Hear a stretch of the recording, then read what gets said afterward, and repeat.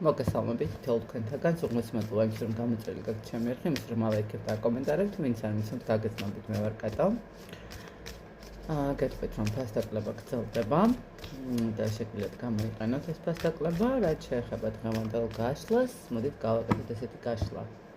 რას ფიქრობდა თქვენს მიერ ჩაფიქრებული ადამიანი თქვენზე ძილის წინ? რას ფიქრობდა?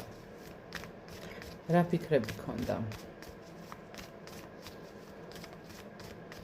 მოდით გავაკეთოთ ორი ვარიანტი. მოკლეა, მაგრამ მაინც ორი ვარიანტი. პირველი ვარიანტი და მეორე ვარიანტი. თეთრი სპილო და გნომი. და ნახოთ რას ფიქრობდა თქვენს მიერ ჩაფიქრებული ადამიანი ძილის წინ. პირველი ვარიანტი ვინც აირჩია, რას ფიქრობდა? გეტყვით იმას, რომ ადამიანი ფიქრობდა, რომ მიიღოს გადაწყვეტილება, შეიძლება ითქვას, დაოჯახებასთან მიმართებაში. ემოციები ჰქონდა, სურვილი ჰქონდა, მონატრების. და მე ესე ვიტყოდი, რომ ადამიანი შეიძლება ითქვას, რომ რაღაცა განახლების, ახლის აწყისის მდგომარეობაზე ფიქრობდა. კი, ემოციები ნამდვილად აქვს და პასუხისმგებლობის აღების სურვილიც, როგორც ჩანს, გაუჩნდა. პირველ ვარიანტს ძალიან სასიამოვნოა. იმედია, მალე მოგახსენებთ თქვენს ამასთან დაკავშირებით და მეორე ვარიანტი რას ფიქრობდა? აჰა. ნახოთ, რას ფიქრობდა მეორე ვარიანტი ძილის წინ.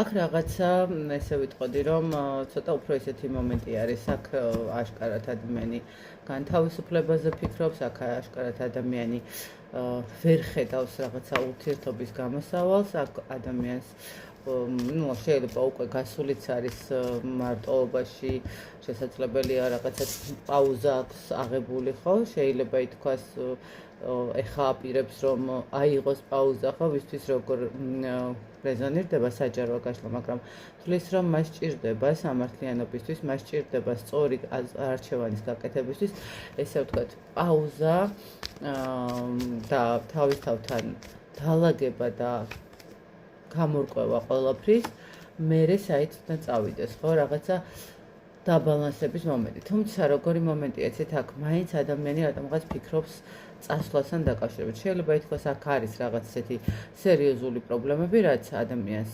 ფიზიკურად არ გამოვა, ფიზიკურად ვერ ხედავს გამოსავალს და ამიტომაც ფიქრობს, რომ ჯობია რაღაცა დასრულებისკენ წაიყვანოს ურთიერთობა. აი ესეთი გამოვიდა.